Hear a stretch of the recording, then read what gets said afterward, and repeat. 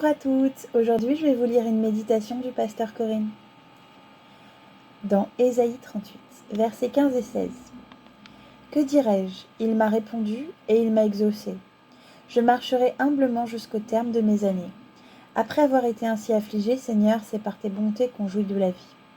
C'est par elles que je respire encore. Tu me rétablis, tu me rends à la vie.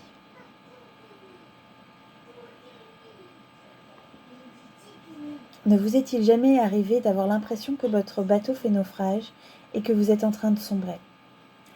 Rien ne va plus, vous avez peine à avancer tant les vents sont contraires et vous ne voyez plus d'issue.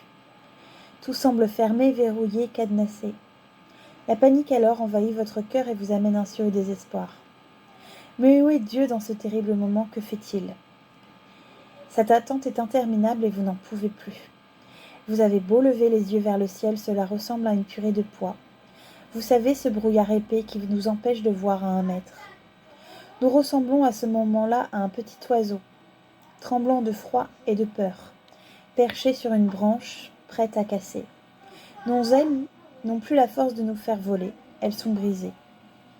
J'ai une bonne nouvelle pour toi.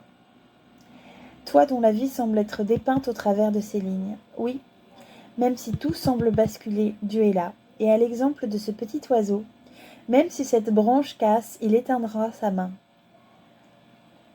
Oui, il étendra sa main et t'enveloppera de toute sa douceur et pansera tes plaies. C'est par ses bontés que tu respires encore. Il te rétablira et il te rendra la vie. Et non, ce n'est pas encore terminé pour toi. Cela ne fait que commencer. Alors prends courage. Avec toute ma compassion, le pasteur Corinne. Merci de m'avoir écouté. À bientôt.